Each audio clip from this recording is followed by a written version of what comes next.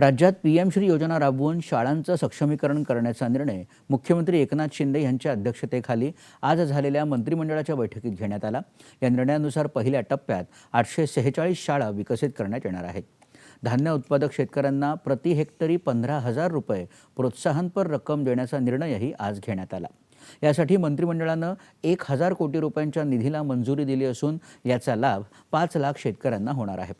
पैनगंगा नदीवरील 11 बॅरेजेसच्या कामांना गती देण्यासह सुमारे 787 कोटी रुपयांच्या खर्चाला मंत्रिमंडळानं मंजुरी दिली। यामुळे 7,690 हेक्टर जमीन ही सिंचनाखाली येणार आहे। पुणे जिल्ह्यातील तुळापूर आणि वढू-बुद्रुक इथं छत्रपती संभाजी महाराज समाधी स्थळ, जेजुरी तीर्थक्षेत्र तसंच सेवाग्राम विकास आराखड्याचं आजच्या बैठकीत सादरीकरण करण्यात आलं। छत्रपती संभाजी महाराज समाधी स्थळासाठी 397 कोटी 54 लाख रुपये खर्चाचा विकास आराखडा आहे, तर जेजुरीसाठी 127 कोटी 27 लाख तसंच सेवाग्राम विकासासाठी 162 कोटी रुपयांचा हा विकास आराखडा आहे। डॉक्टर बाबासाहेब आंबेडकर तंत्रशास्त्र आणि महाराष्ट्र COEP विद्यापीठाच्या कुलगुरूंच्या निवडीमध्ये सुधारणा करण्याचा निर्णय घेण्यात आला असून यासाठी अध्यादेश काढला जाणार आहे।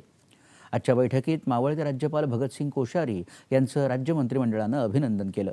राज्याच्या हिताचे निर्णय घेण्यात सरकारला मार्गदर्शन केल्याबद्दल अभिनंदन प्रस्ताव या बैठकीत मंजूर करण्यात आला। राज्यात 10वी आणि 12वीच्या परीक्षा केंद्रांवर होणारे गैरप्रकार रोखण्यासाठी पूर्ण राज्यात कॉपीमुक्त अभियान राबवण्यात येणार आहे। या संदर्भात आज राज्य मंत्रिमंडळाच्या बैठकीत कॉपीमुक्त अभियानाची अंमलबजावणी करण्याचा निर्णय झाला।